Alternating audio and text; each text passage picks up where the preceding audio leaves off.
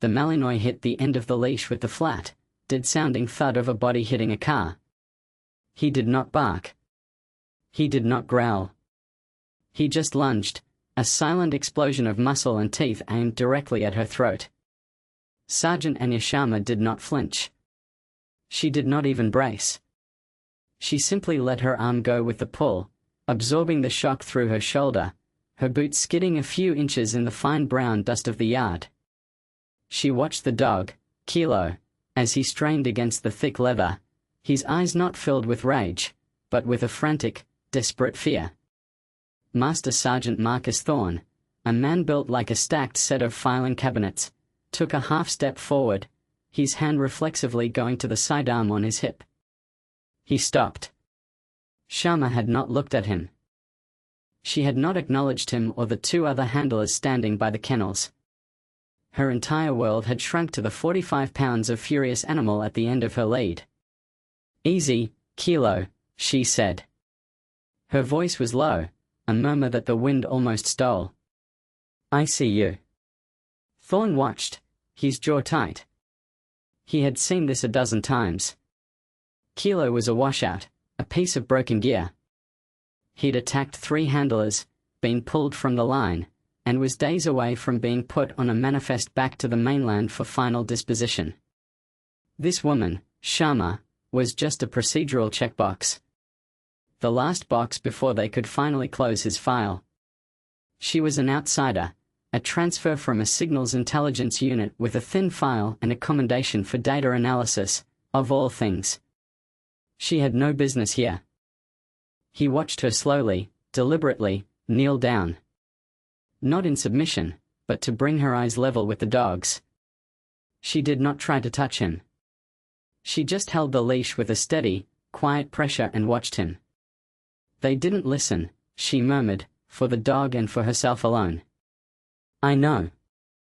But I will." Thorne saw the dog's posture change. It was infinitesimal, a flicker. The rigid set of his shoulders softened by a single degree. The frantic panting eased for just 1 second. It was nothing. It was everything.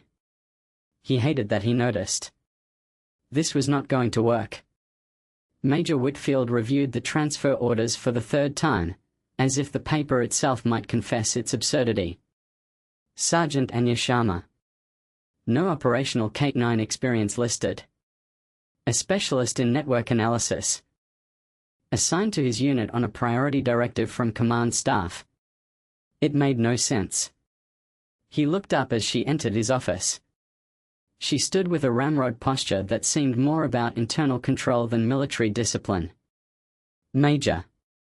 "Sergeant," Whitfield said, leaning back.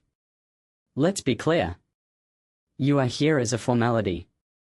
The animal, K-27, Kilo, is a liability. He is unpredictable and aggressive. Your job is to document his behavior according to Regulation 190-12 so we can proceed with his decommissioning. You are not here to fix him." Sharma's expression remained a flat, neutral mask. "I understand the written directive, sir." He sensed the subtle challenge in her tone. "Your file says you're a data analyst. You look at patterns. The pattern here is simple: the dog is broken. Your job is to provide the data that proves it. Data requires observation, Major. Full-spectrum observation. Just file the reports, Sergeant." She nodded once, a sharp, dismissive motion, and left. Whitfield watched her go.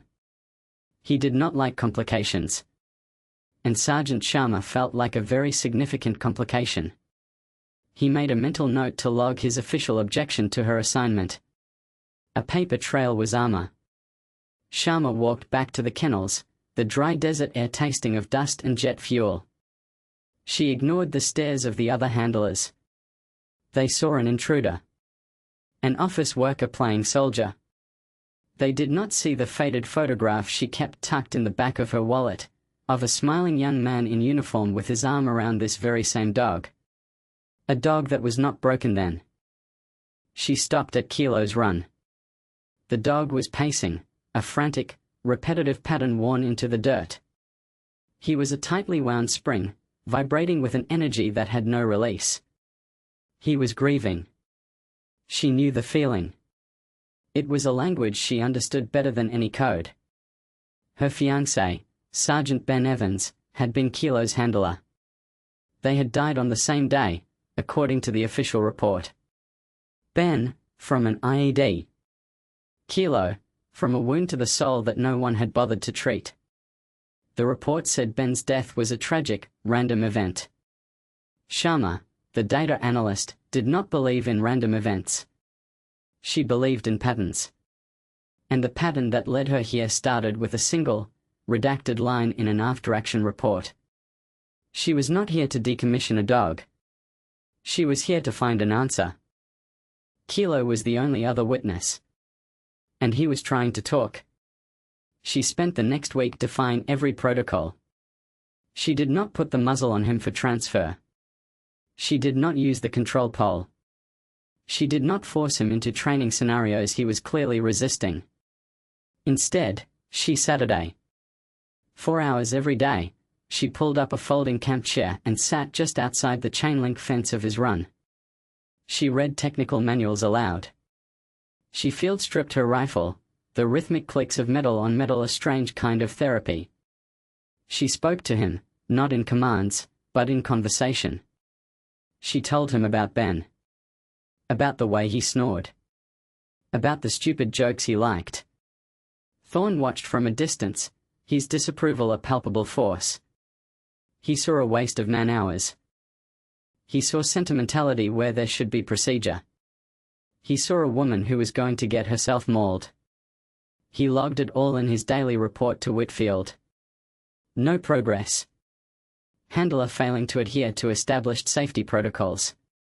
Asset remains volatile. On the 8th day, Thorne was walking the perimeter when he saw it. Sharma was sitting in her usual spot. Kilo, who for a week had either ignored her or hurled himself at the fence, was lying down. His body was oriented toward her, his head on his paws. His ears, which were usually pinned back in stress, were relaxed, twitching slightly as he listened to the sound of her voice. He was at rest. Section Thorne had not seen that dog rest since the day he was brought back from the field, covered in Ben Evans's blood. The seed of doubt, planted days ago, began to sprout. He deleted the line about no progress from his report. He replaced it with a single, neutral sentence. Asset is demonstrating reduced stress indicators in Handler's presence. It felt like a betrayal of his own certainty. Colonel Davies read the conflicting reports on his desk. Whitfield's were a litany of infractions and failures, demanding Sharma's immediate removal. Thorne's were clipped, observational, and lately, confusingly neutral. Davies was a man who trusted his gut, and his gut told him the story was between the lines. He called Sharma to his office. Major Whitfield believes you are a danger to yourself and a waste of resources, Sergeant. Sharma stood before his desk, her gaze steady. Major Whitfield is focused on the dog's file, sir. I'm focused on the dog. And what have you learned? He's not aggressive. He's screaming, she said. No one is listening. Davies steepled his fingers. He had signed the commendation for Ben Evans himself. He remembered the kid. Good soldier. The official story had felt too neat, too clean. You have 2 weeks, Davies said, cutting through the protocol. I want to see progress. Not your version of progress. I want to see him on a training lane. I want to see a quantifiable result. If you can deliver that, I will extend your evaluation period. If you cannot, you will be on the next transport, and I will sign Kilo's decommissioning order myself. Is that clear? Crystal, sir. It was the test he had to give. A chance, bound by a threat. He watched her leave, a small, unbending figure against the vast, bureaucratic machine. He found himself hoping she would succeed. The training lanes were a disaster at first. Kilo ignored the neatly planted training aids, the scent boxes filled with traces of C4 or narcotics. He was a hurricane on a leash, pulling Sharma toward things that made no sense. He alerted, with frantic, aggressive certainty, on a patch of empty gravel. On a seam in the concrete floor of the motor pool. On a sealed, empty shipping container waiting for transport. Each time, Sharma did not correct him. She praised him. "Good boy. Show me." She logged every single alert. Date, time, location, kilos, specific behavior. She took soil samples from the gravel patch. She photographed the concrete seam. She ran a chemical sniffer over the seals of the container. Nothing. False alerts. Every single one. Thorne's team watched, their skepticism returning with a vengeance. She was indulging a broken dog. But Sharma saw the pattern. Kilo wasn't alerting on scents. He was alerting on disturbances. Things that had been moved. Voids that had been filled. Spaces that were wrong. He was a living, breathing, ground-penetrating radar. Ben had trained him for search and rescue before he cross-trained for explosives. He was trained to find voids. To find people buried under rubble. He was using his core training. She took the logs to her quarters and cross-referenced them with base logistics schedules. The gravel patch was where a specific contractor's vehicles parked before leaving the wire. The motor pool bay was used exclusively for maintenance on those same vehicles. The shipping container was part of a consignment from a company called Meridian Logistics. A cold certainty settled in her stomach. She went to Colonel Davies, not as a sergeant, but as a woman seeking justice. She laid it all out on his desk. The logs. The schedules. The photograph of her and Ben. His name was Ben Evans, sir. He was my fiancé. The report said he was killed by a random IED on a routine patrol. But his last mission logs show he was tracking irregularities in Meridian Logistics shipments. He thought they were smuggling. And Kilo isn't broken. He's showing me where to look. Davies looked from the data to her face, and he saw not a grieving fiancé, but a ruthlessly competent investigator. He saw the truth. He made a decision. He unlocked his personal safe and handed her a thin manila folder. "This is the unredacted after-action report," he said. "No one else on this base has seen it. As of this moment, you are assigned to my command directly. Your new duty is to finish what Sergeant Evans started. Use the dog." The alliance was forged. He was her shield within the system. She was his spear. The shift in Sharma's status was not lost on Major Whitfield. Her reports no longer crossed his desk. She answered only to the colonel. He saw her and Thorne's team working at odd hours, running drills on the Meridian containers down at the supply depot. He made a call. A secure call, to a number he rarely used. The pushback was immediate and brutal, but it was not overt. It was bureaucratic warfare. A formal complaint was filed against Sharma from a third-party observer, citing misuse of a K-9 asset and deviation from standard training doctrine. An anonymous tip suggested Colonel Davies was showing favoritism. A fuel contamination scare grounded all vehicles, temporarily halting Sharma's investigation of the Meridian trucks. Then came the kill shot. An order came down from command staff, from General Reed's office, fast-tracking all pending K-9 dispositions. Kilo's name was at the top of the list. He was scheduled for transport and euthanasia in 72 hours. It was a hard deadline, and administrative execution. Davies called Sharma into his office. The air was thick with defeat. "They're boxing us in, Sergeant." "They're scared," Sharma countered, her voice tight. "They're flushing the evidence. They think the dog is the only thing that can connect them. My hands are tied. The order is from Reed's office. I can't defy it." "You can't," she agreed. "But you can demand verification. You can order a final certification trial. A public one. To confirm the dog is, in fact, non-responsive to training before he's decommissioned. It's in the regulations. It will buy us time. Davies saw the gambit. It was risky. A public failure would end her career and seal the dog's fate. But it was the only move they had left. I'll authorize it, he said. But it has to be by the book. I'm putting Master Sergeant Thorne in charge of designing the evaluation. It will be the hardest test this base has ever seen. Thorne accepted the task with grim professionalism. He was caught between Whitfield's smirking certainty and the Colonel's quiet faith. He still had his doubts, but the memory of the dog at rest, listening to Sharma's voice, stuck with him. He would design a fair test. A brutally, impossibly difficult, but fair test. If the dog was what she claimed he was, he would pass. If not, this would all be over.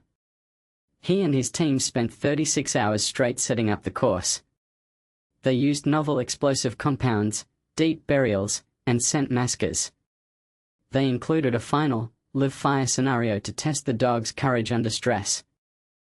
And, unknown to anyone but him and the Colonel, they included one final, unofficial element. A single Meridian logistics container, pulled at random from the yard, placed at the edge of the course.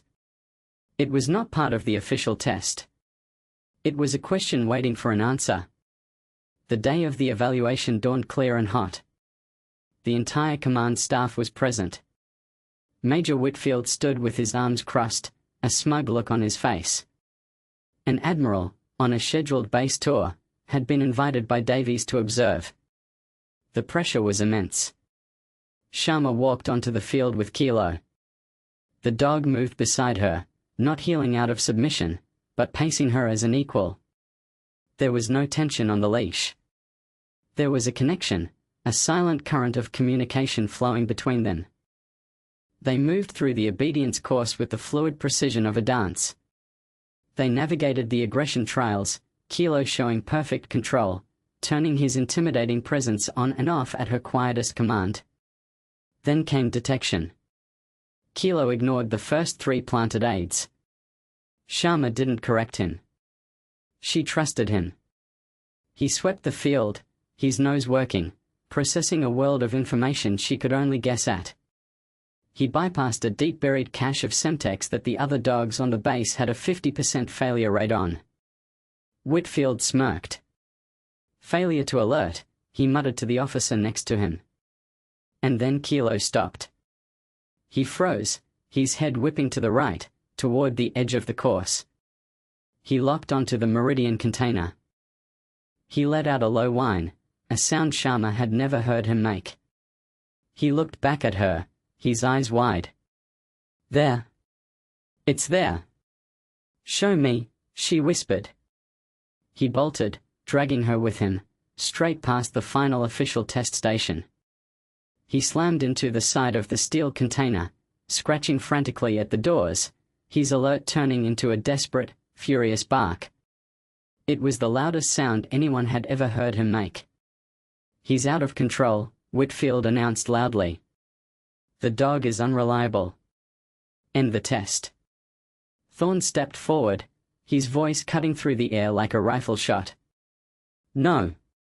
He walked to the container, bolt cutters in his hand.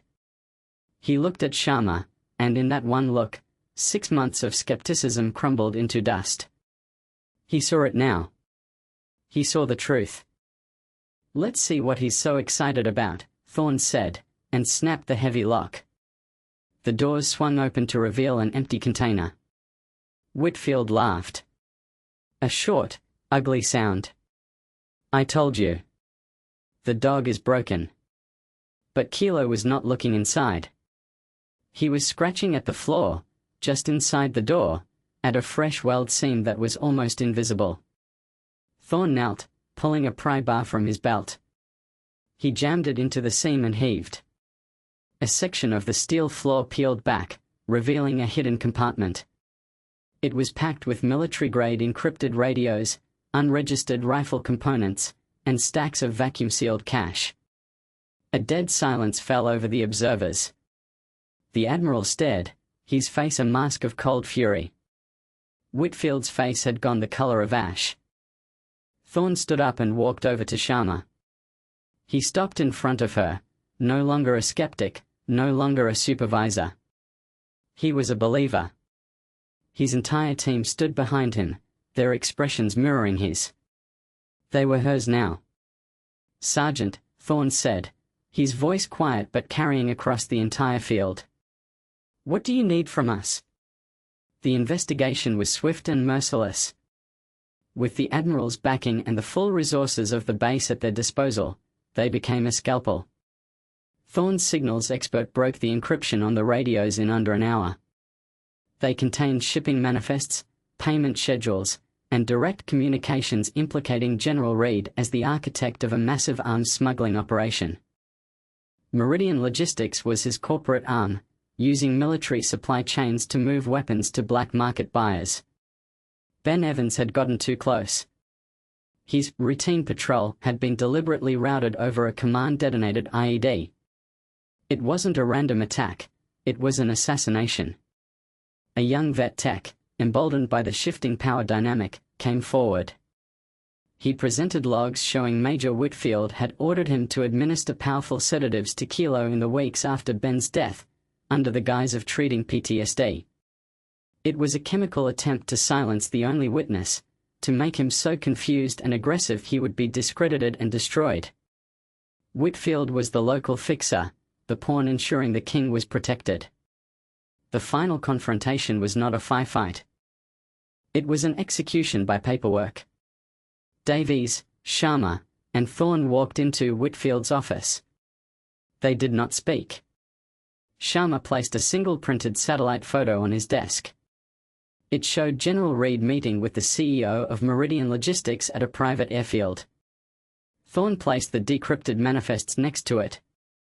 Davies placed a signed arrest warrant from the Admiral on top of the pile.